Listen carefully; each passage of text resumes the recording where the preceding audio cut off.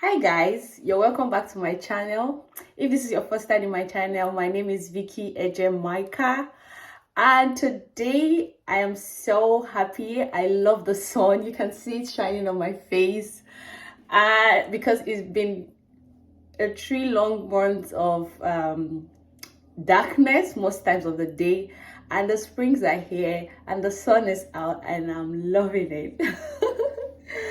Okay guys, so today I'll be talking about my experience being black in Sweden. Okay, so number one is staring.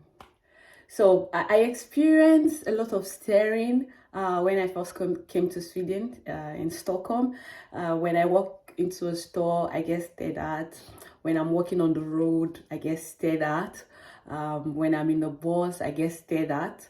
So it's was a very uneasy feeling for me because when I tried to read their faces to understand why they are staring, I couldn't read anything from it. It was just like a blank look, like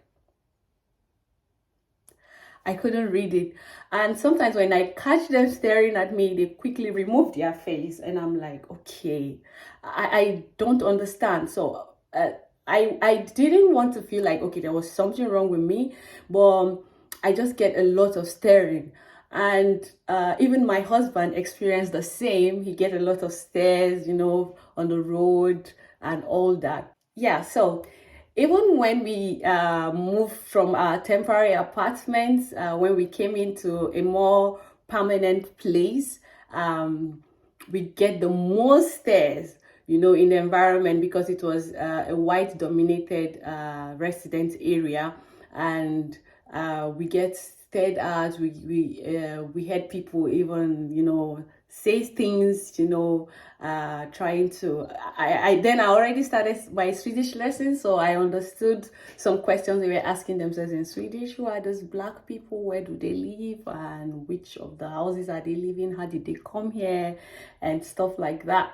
Yeah, so for me personally, I don't feel offended with the stares because even in Africa, I come from Nigeria. I think it's a normal thing to stare out of curiosity because I lived in Lagos. I have been to Abuja, the capital city.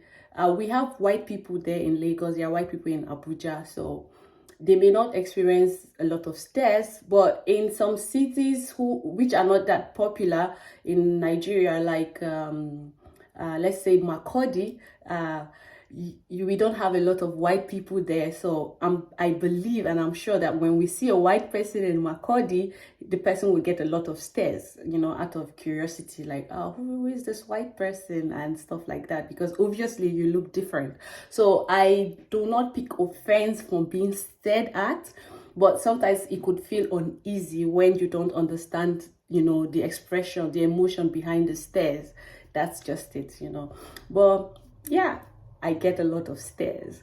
And number two, the second experience I had when I came to Sweden, and even up till now, it's about my hair. So as you can see right now, I'm wearing a wig, but I have my natural hair. But sometimes I wear a wig as a protective styling, so to protect my natural hair once in a while. So when they are used to see me on my natural hair, and then the next day I have this, and then sometimes I braid my hair, I get a lot of questions, like, when I had my long braids, and they are like, is this your hair? How long did you grow it? And I get to explain, no, it's not my hair.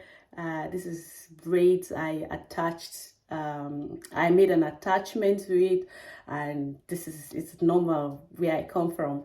And then the next time, I think they expect me to be on that braids, because they don't change their hair often, so they expect that I should be on that braid for, for a very long time. I don't know, because after a month when I change my hair, I get asked again by, these same people, like, oh my God, you changed your hair. How come? Like, how did you do that? I'm like, what is it about changing my hair that it's so weird that you have to, you're curious about.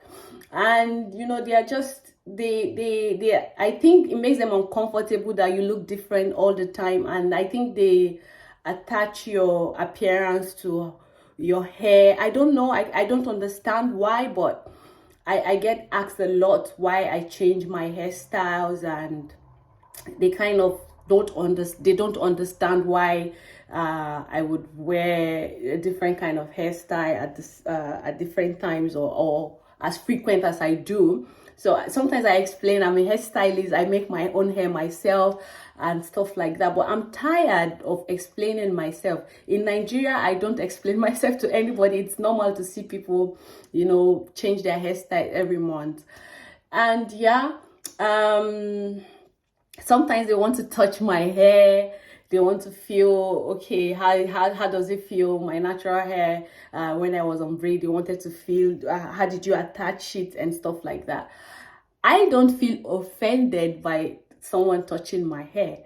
So I don't know, but where I come from, in Nigeria, not the whole of, like where I come from, when someone asks you if they can touch your hair, it's like, okay, it's a form of admiration. So I don't feel offended someone touching my hair, but it's exhausting, the question about how often I change my hair and why does my hair look like this and stuff like that.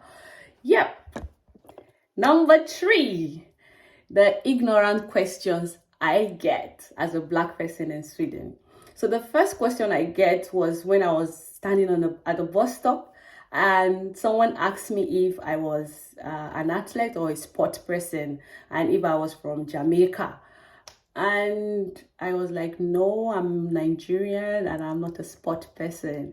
So it seems there's this stereotype about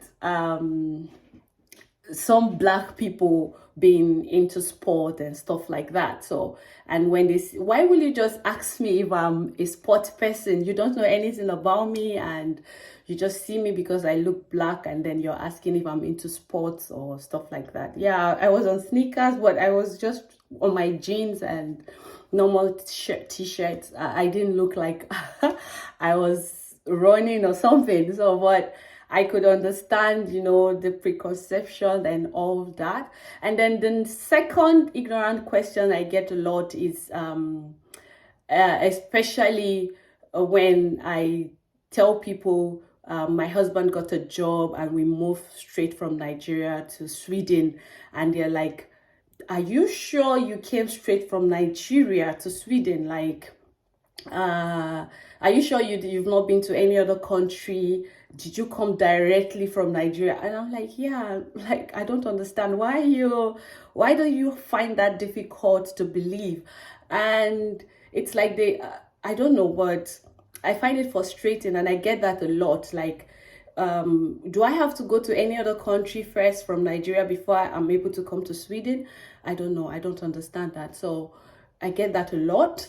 And sometimes I also get to be asked questions like, am I special? Like, am I like a celebrity in Nigeria to be privileged to have gone to school or something? Because when they engage me and we talk, they realize, my husband is a senior software engineer, I'm a microbiologist and stuff like that. They tend to be shocked, and they ask me questions like, am I privileged to have gone to school in my country and stuff like that. I get to be asked these questions often, and it gets me really frustrated sometimes, because I'm like, you don't know anything about Africa. You should probably study more about Africa, visit Africa, perhaps you will understand. Africa is a very big place, it's a big continent. Nigeria is a very big country, and we have educated people. So as I am not a celebrity, I am just a normal Nigerian who went to school just like every other Nigerian. So I get to be asked these questions. So finally, guys, Personally, I think the Swedish people are very polite people, very, very reserved. So far, apart from being stared at and some of these ignorant questions, I think they are very, very nice people. They It's very difficult since I've come. I haven't seen anyone who would go out of their way to, make my life miserable. No, they would rather, what I experience is they would rather even displease themselves to make sure that they are not bothering you. Yeah, so I personally think Sweden is pretty nice, livable place for everyone, even as a black person, because if you're here living here legally, doing your job and being hardworking, being a responsible human being, you're going to love Sweden. Please guys, don't forget to like this video and share if you enjoyed, and I'm looking forward to your comments and suggestions in the comment section. Thank you. Hey though.